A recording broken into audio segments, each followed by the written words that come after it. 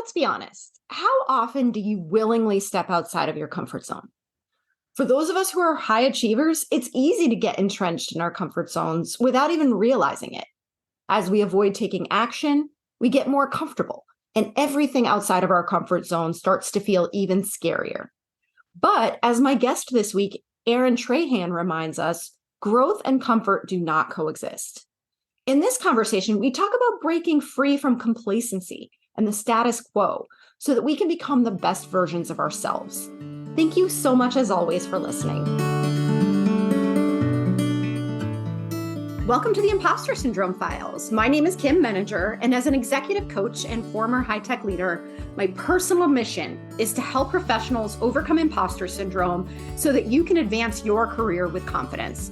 Each week, I interview a new guest who brings a powerful perspective to this conversation, including personal stories, best practices, and new insights. The more we talk about this issue, the more we destigmatize imposter syndrome, recognize that we're not alone, and empower ourselves to access the tools and resources that can help us and those around us.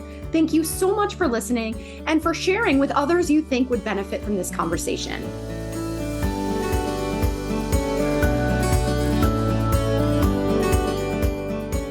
Welcome, Aaron. I am so excited to have this conversation with you today, and I'd love to start by inviting you to introduce yourself.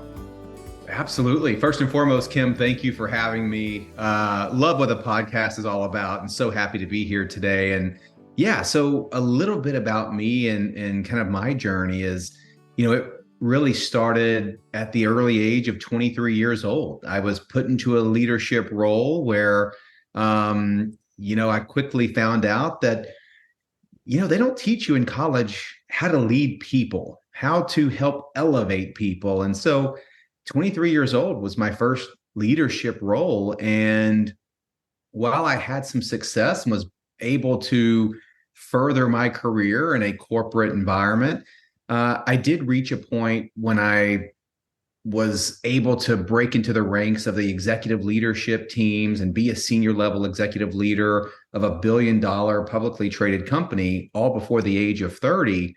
While that's all the highlights and the headline, it was a very look yourself in the mirror type of moment. And as Marshall Goldsmith says best, what got me here is not going to get me there. I realized exactly how much I didn't know. And, it was a big fork in the road moment. So what sits underneath that headline for me was I'm confident I've made every mistake there was to make as a young executive. And that's what was a pretty big monumental shift in my career. From there, I had several other executive level positions and found myself back into the startup world where I just wanted to build. I wanted to help get the right people in the right place and surround them in a supportive yet challenging environment that allowed them to do their best work. And as I was working on myself through that journey and figuring out how to be the best possible leader that I possibly could, I know the people leadership skills and capabilities I had early on in my career were lacking. And as I was trying to convert that weakness into a strength, a passion began to emerge, where over the past several years, helping people, partnering with high performance individuals, and being that, for lack of a better term, springboard that could help them get to their next level, help them go from good to great, was where I really found a huge attraction and passion and gave me a deep sense of fulfillment. And so long story short, it was the gravitational pull that effective last year I could no longer avoid or resist. And so it's what led me to launching my own performance and leadership coaching firm, where I get to now spend all of my time working with high performance individuals, helping them overcome the obstacles and accelerating their path from their current state to their ideal state. Oh, I love that. I share your passion for that very experience. I wonder if you would mind sharing, what are some of the key themes that you see when you think about where people want to be and where they are? Like, what are the gaps or what are the challenges that they're most likely to bring to you? Yeah, I think it is a the big component, and what I would say the missing component, and my foundational belief, especially in the professional world, is every single professional has an aspiration, a desire even to see better results, to see better performance. I think everybody knows that the comfort zone and status quo is really a dangerous place to be.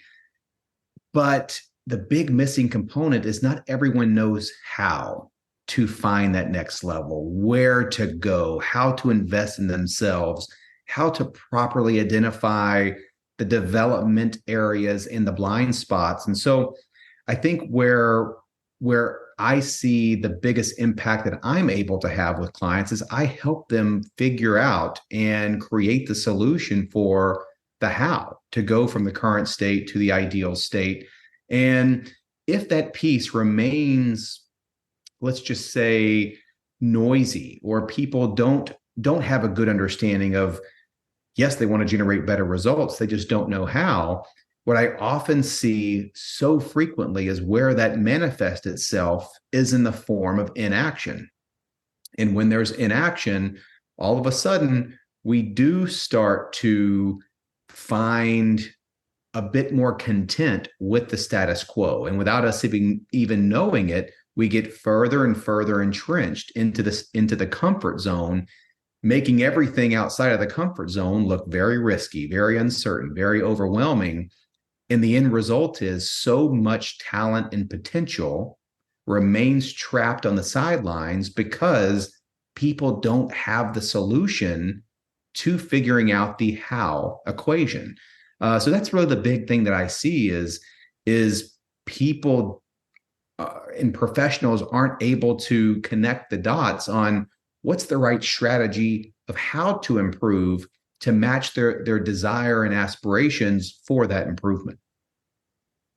I love the way you said that, because I think about that too when I work with, I think we both work with high achievers, high performers. And so they're people that have obviously done, they have great track records of success. But when you get to a certain point, you have more agency.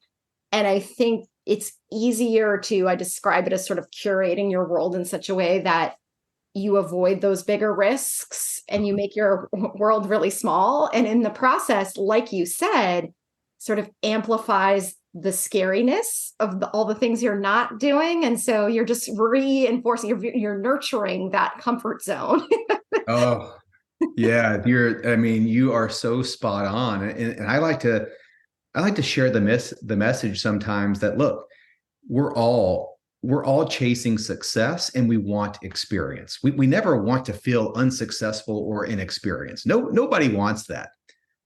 But when you achieve certain levels of both of those elements, you've realized some form of success, and you now have what I refer to as domain experience, where whether it's within a company or within a given industry, you start to know things and kind of feel like you've got such a grasp of it that you lose that learning edge. And so there's a downside to the combination of success and experience. And it's exactly what you said. All of a sudden, it is so easy to get comfortable there. You've got a nice track record and resume to kind of look back on and say, yeah, I am pretty good. You're in a field where you've got so much experience where you're not challenged every single day. You've kind of seen these things before. You've got the experience. And that's exactly where the cracks in the doors start to open for complacency to sneak in. And once that happens, it's the comfort zone and status quo can paint such an illusion of safety and security that, yeah, everything outside of that little bubble seems very, very scary. But that's where all the growth lives. There's a great saying that I love is that it's a hard truth for some, but the fact of the matter is growth and comfort do not coexist. And I think that's where when people develop that combination of some success and that domain experience, it's hard to leave that comfort side of the equation to go out and find more growth. So what do we do? Right. Because I mean, what you're describing is it's such quote unquote normal human behavior, right? We read Right. so many of us, despite what we tell ourselves we want, will fall into this trap. Like how do we break free from it? Yeah, and it's a great question because that's really the foundation of where I've created my firm, and it's called performance mindset. And there's an age old saying. I think Henry Ford said this over 100 years ago, but it remains true even today. And it's whether you think you can or think you can't, you will always be right. And so when I think about the different mindsets, Carol Dweck from Stanford's done a great job of making fixed mindset and growth mindset easily understandable for all of us. But I started to notice something about those with a growth mindset. And so every room that I speak in or every group, I like to do this little exercise that's then given me enough feedback to say, I typically see a general rule of a 70-20-10 mindset that applies to essentially every team, every room, every group. 20% are just going to be let's call them the old dogs who have no interest in wanting to learn any new tricks. They're content. They may be close to retirement, whatever the reason is. We'll take the fixed mindset group and move them over to the side. Without fail, when you talk about growth mindset, what it means, what you believe, 70 to 80% of the room's hands shoot right up. It's like, yep, that I identify with that. But if we were able to take a microscope and look at their actions, look at their habits, look at their routines, they are in fact not putting any action behind that growth mindset.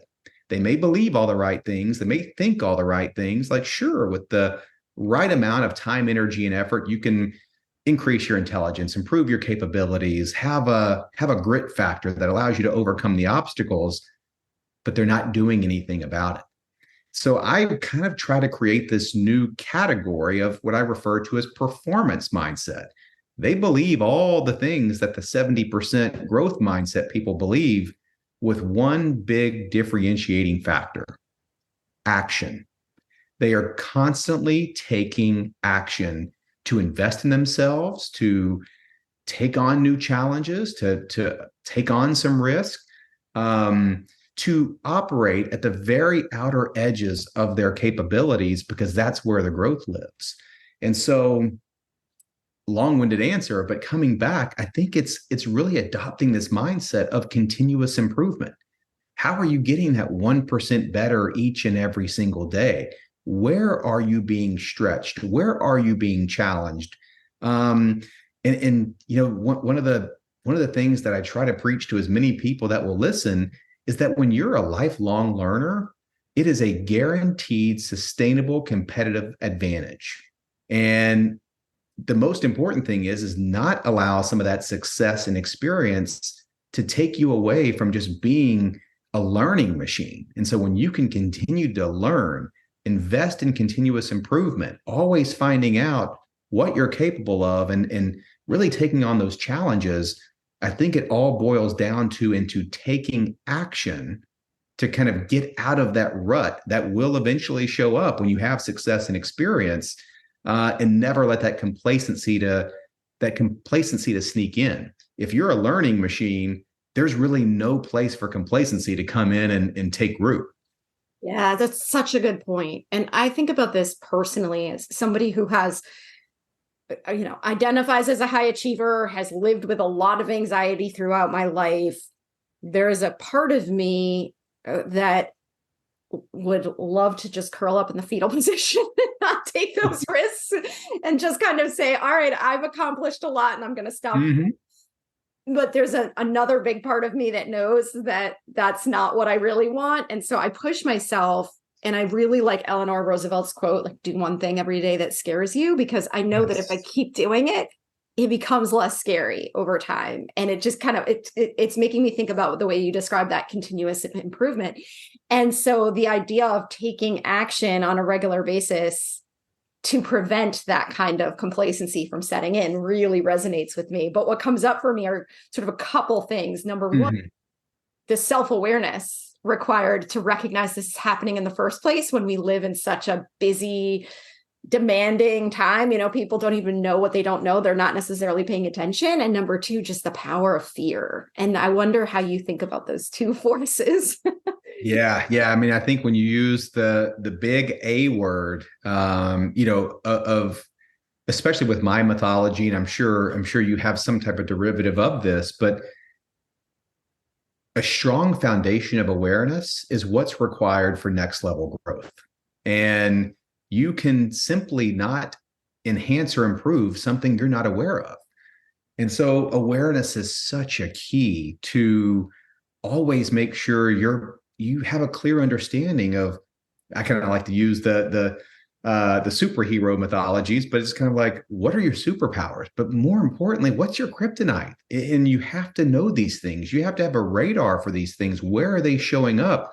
What are the situations that are bringing out the best in you and why? What are the situations that bring out the worst in you and why? How can you create and find those common threads? And I think it all leads to this exceptionally strong foundation of awareness. And so you can build a house as big as you want to, but if that awareness foundation is weak or has some cracks in it, you'll be rebuilding for the rest of your life because the house will keep crashing down. And so I think awareness is so key. So yeah, I can't highlight that enough or put more exclamation points behind it. And then I think you just nailed another big one, and that's the fear of failure. And I like to think of the fear of failure kills so many goals before they even start because it is the fuel of inaction. And so when we think about inaction, which is the opposite of what we just kind of talked about, if action is going to be where you continue to drive continuous improvement and more growth, the fear of failure is the thing that is the driver of inaction. It scares so many people from taking even that very first step of, going out there and leaving the comfort zone. And so I like to think of, failure doesn't have to be this hot fire that you get burned every time you touch. You feel like, and I grew up playing sports. And so, failure was this big thing you didn't want to touch. We were kind of taught that's like, we got to do everything to win. We're all about winning. But I think there's so much more of an underlying story around failure. And it doesn't have to be this fire that we just can't touch, because I'm a firm believer that failure is one of the most valuable and incredible learning feedback loops that we have. If you're not failing, you're not learning. So I think one of the big challenges that we have is changing our relationship and our perspective with failure. And I'll kind of end it with a question, and that is, imagine if we all changed our definition of failure from not achieving to instead not trying. I think we would all accomplish a lot more if not trying became what the universal definition of failure was. I am so glad you said that, because I was thinking the same thing, that we are so wired to be loss avoidant that when we think about taking a risk, we think about what will we lose by taking it. We don't think about what will we lose by not taking it, right? And I think that has been a motivator for me, again, as somebody who has a lot of anxiety, worries a lot, is to say, okay, yeah, this might go wrong if I try it, but how am I going to feel if I don't? Right? Exactly. Which am I going to regret more? Kind of a mentality, right? Yeah, and you just said a big word there, and that's regret. And I think if you fast forward your life 20, 30, 40 years, and you want the bill for regret to be extremely high, inaction is exactly how you're going to get there. There's this great book that I read that was such a mindset shift for me. And it's a bit of a dark title, but hear me out here for a second. And it's the top 5 regrets of the dying. And long story short, this woman found her calling in the hospice space. And so she had this unique gift to be able to significantly increase the quality of life for those in their last weeks and months of their life. And over hundreds of different encounters, she was able to piece together what were the top 5 regrets that all of them had. And the number one may surprise a lot of people. Sure, it's all the guesses are, oh, they would have spent more time with family. They wouldn't have worked so much. But sure, that was in the top 5, but it wasn't number one. Number one, the biggest regret of people at the very last stages of life was being able to look back and say, I never truly lived my most authentic life. I never chased after the goals that I always knew were important to me. I played too small. I played it safe. I just kind of adopted into the external and social environments that I were in. And I never lived what was authentically true to me. That, more than anything else, is what sat most heavy with those people at the very last stages of life. And so it's just a great reminder of, yeah, I mean, if you think the price of going out there and taking that risk is too high today, wait until you get that bill for regret way later on in the future from not acting to the point that you made. And I love using that wisdom or insight as a driver to overcome the fear. Because if we can reasonably predict, right, that we will have similar regrets when we ultimately, hopefully way in the future, reach that point. Yeah. But I wonder, how do we, and I'm just kind of thinking out loud here, I don't expect you to have this magic wand solution to everything, but I wonder how we keep that front and center when we're just in a constant state of fight or flight, or just kind of reacting to the world around us. I think this comes back in large part to the awareness piece. Are there practices that you recommend, or things that you think people can be doing on a regular basis to just kind of always keep that on their radar so that they're not reflexively making these decisions? They can make more intentional choices. Yeah. I've got 2 things that really come to mind, and they're, let's just call them mindset tools that I use with my clients. But one of which that I've kind of posted a little bit about is kind of an advice on advice. And I think we're so quick to want to pull in advice from a lot of different places. And especially there's a lot of people out there who is more than willing to share advice around, here's how I became so rich and successful. And I think it's important to realize sometimes that we almost have to take all external advice with a grain of salt. We may be at risk of just listening to someone else's winning lottery tickets that may not apply to us whatsoever. So one of the tools that I like, and you mentioned it, it's all around awareness. And to generate that awareness, we've got to zoom out. We almost have to say, all right, we're deep into the weeds of our everyday life. So our hands are dirty. We're in the thick of it. We got to zoom out to get perspective. I know of no better way to do that than to seek advice, not from others, but what would our 80-year-old self tell us? If we could just fast forward and think about our 80-year-old self, or 70, you pick the number, but somewhere deep into the future, with all the wisdom and the hindsight that our future selves would have, combined with a lack of time and ability to create change, what would they tell us we should be doing right now around taking action or not taking action? So I think that's the first thing. And that, for me, I tell people, don't take my advice. I don't know all the facts of your life, your journey, but you know who does? Your future self. They're always going to know what's most important, or back to the story from the book, what's most authentic to you.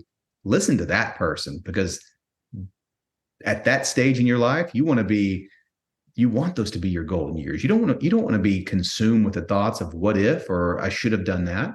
And then the second thing that I have is really what I call, my success happiness audit. And to really be able to kind of level set on all these things, it's just 3 simple questions. And it really highlights the awareness and clarity around the things that are most important to you. And the first one is how are you defining success for yourself? Not external standards, not how it looks on an Instagram or LinkedIn feed, but what truly defines success for you? And then ask the same question about happiness. What does happiness look like for me? And to avoid this big regret factor or finding the things that make the most meaning for us, there's a third question that follows up those first two that brings it all together.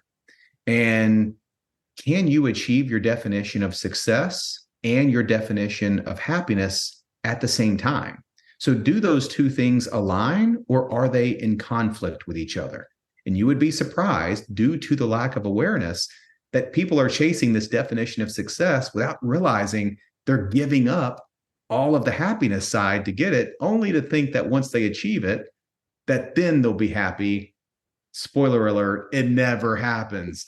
And so when you can calibrate those things and ensure that your pursuit of success and happiness is aligned with each other, it gives you the clarity of knowing what the priorities are, making it more easily to take action, because the why behind it is now stronger. And when you've got a strong enough why, you'll always figure out the how. And I so appreciate that perspective on using yourself, your future self, as the guide or the mentor in this situation, because that why is unique to everyone. Like you said, right? Your experience is based on your values or your own definition of success, not necessarily mine. And so I can learn a lot from other people's experiences, but if I try to just copy and paste, right, then it's not going to be a fit. And so I feel like, it's always great to be out there trying to learn from each other. But I also think there's a lot of just, what's the magic recipe? What's the magic formula for how to do this? When in actuality, it's exactly what you're saying, which is to really look inward and to take that time to not just define those things once, right, but to be looking at them over time and iterating on them as you grow and as your values change over time. Yeah, and I think it still all comes back to awareness of then whenever you start seeing the thread that emerges itself, to know that it's there and start to be able to pull on it and see what happens and then follow it. And your description of that basically explains my career, where if you would have told me 10 years ago, I'd be sitting here talking to you about this, doing what I'm doing right now, launching my own, coaching firm, I would emphatically tell you that there is 0% chance that would happen. But it took let's just call it an internal crisis, where I realized I had to reinvent myself. I was not nearly as great as I thought I was. And I've got to change essentially everything that I'm doing. I had to identify my weaknesses. I had to convert them into, if not strengths, just at least not things that were going to bring me down. And it was only then it's developing and going through those experience reps of, if I wasn't aware, I could have just continued on and continued in this unoptimized state. But by going there, getting the experience reps, all of a sudden, that's where that passion jumped up. It's like, oh, there's something here. Let me follow that. What does this look like? Okay, I'm starting to develop a skill here. I'm seeing the impact starting to happen. I really enjoy this. This is what gives me purpose and fulfillment. So yeah, I think it's just being open to those things, having the awareness, and if something emerges that starts to become of interest, of purpose, of fulfillment, let's not let our day jobs get in the way of us chasing that. Not saying you have to burn the boats and go all in, but I'm also saying inaction will be a 100% guaranteed way for you to have more regret in the future. Yeah, it's such a great way to put it. And I think too, what you said too about reaching a crisis point in order to get here is such a familiar story. I hear that all the time. And what if we didn't have to reach a crisis first before we got to this point, right? And I think that's what you're talking about, is really paying attention proactively so that you don't have to deal with that feeling of hitting rock bottom before you end up going in the direction that you really want to go in. Yeah, no, it's so true. I was having a conversation with someone and they said, if you can summarize why and what you do today, how would you summarize that in a sentence or two? And it hit me like a ton of bricks. It was like, I've created something that I wish I would have had pre that internal crisis moment. it could have accelerated my life by years instead of me spending so much time going through the trial and error. And at times it felt like trial by fire. What if I had a more optimized way? What if, not saying it would have avoided all mistakes, we're going to make mistakes and there's going to be setbacks and failures along the way. But if I had a system that could help me avoid the most impactful self-inflicted errors, how much faster and how much accelerated could I have got to an optimized state? And so, yeah, I mean, you just said something that really struck me, because that's exactly what I'm doing now. And why I'm doing it is because I've created something based off my own trial and error and experiences that did not give me the results I was looking for, to create systems now that is exactly what I wish I would have had along my journey, but didn't have. So important. Yeah. Oh, that sounds so much like what I always say, that my mission is to be the resource to others that I wish I had during that point in my career. 100%. And I wonder what you think about, because there's a very internal process to what you're describing. It's a very individual experience. But I also go back to the beginning of what you shared around that, just that universal gap that leaders face of not having the kind of training and support that we know is needed in order for them to be the most effective, most confident versions of themselves in those roles. And so is there anything that you think we can take from your work or your sort of philosophy around this that would help us to not just support ourselves, but also others as they're going through as leaders? Can we be more mindful of these gaps and do anything to try to support people along their journeys? Yeah, I think so. And this is a call out from a recent, actually last week's mastermind, where I kind of bring some leaders together, and we do kind of a group program. And it's amazing what happens when you get a lot of smart, talented people around a digital table, and we're sharing ideas. And leadership is such an awesome privilege. And the moment that you figure out it's not about you or the me, and it's about we, the easier your life is going to be. Again, one of the things I had to learn the hard way, that me being promoted to higher and higher levels wasn't all about me.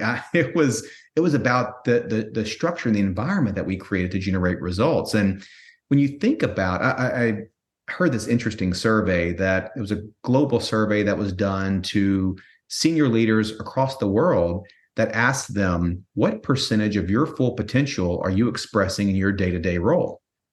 And the responses in aggregation was, I don't know, shocking, maybe not so shocking to some, but some of the biggest and brightest leaders that we know were only applying roughly 30 to 40% of their full potential to their daily work. And if you think about the role that leadership plays in helping people express their full potential in reaching their best version, one of the common themes of why they weren't expressing more was usually poor leadership that sat above them. If you feel you don't have a leader that is invested in you and is going to help support you and is really challenging you to take on, to do your best work, that percentage of your full potential is going to plummet. You're not going to show up and wanting to do your best work when you don't feel supported or invested in, or you're getting poor leadership. But what happens on the other side of that? If we've all had probably bad and great leaders, and for those great leaders that are always setting you up to be your best version, to take on new challenges, to maximize your potential, that's always going to be an environment that brings out the best of you. And so instead of us as leaders looking most immediately up, what happens if we now look down? What type of environment are we creating for those around us to show up and deliver their most full potential and deliver their biggest impact and be the best versions of themselves?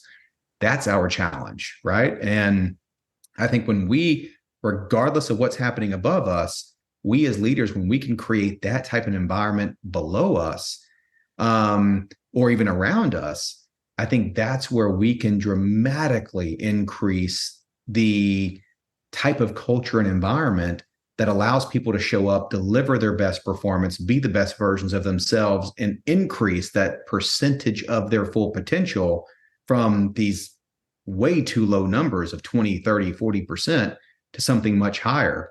To close out on that thought, the brilliant quote from James Clear, your environment is the invisible hand that shapes behavior. So as leaders, we need to then shape the environment that shapes the behavior of other leaders that helps them show up and be great. And what I love about that is it's a very empowered viewpoint, because we can't control what we can't control, right? And I can't control my own manager, but I can control the environment that I create for my own team. And so I think that's a really great way to think about it, especially if you're feeling stuck or feeling like you don't have a lot of influence, of really thinking about what can you do within your own environment. 100%. Yeah. Wow. Aaron, this has been such a fantastic conversation. I feel so in sync with you. I just keep talking, but in the spirit of time, where can people find you if they want to learn more about your work? Yeah. Two places. First, my website, which is performancemindsetcoaching.co, no M. And then on LinkedIn, feel free to reach out. Let's connect. I try to think, I challenge myself with my LinkedIn account to deliver 10x value. So whatever amount of time that you're going to listen to one of the messages that I'm always posting or putting out there on a near daily basis, I'm trying to extend the impact that I'm having with my clients through my community, building that community, creating that environment that we just talked about that leads to impact and higher potential. And so if nothing else, let's follow me. Let's engage on LinkedIn. And I try to always give back to that community by posting mindset related messages and frameworks that add significant value. So those are the two best places. Well, thank you so much for this conversation and for all that you do. It's really important work. Yeah, thank you so much for having me. This was a great conversation. I feel like we could have went on for hours. Thanks so much for listening to the Impostor Syndrome Files. If you would like to continue this conversation in a safe and trusted space, I would love for you to join my virtual discussion group every Thursday at 12 p.m. Eastern. For the past several years, the group has been limited to women, but it is now open, regardless of gender, to anyone who is interested in exploring and troubleshooting common workplace challenges, building better awareness of ourselves and others, and becoming more inclusive allies at work. Check out the show notes for more info on how to find us, and please join us next week for another episode of the Impostor Syndrome Files.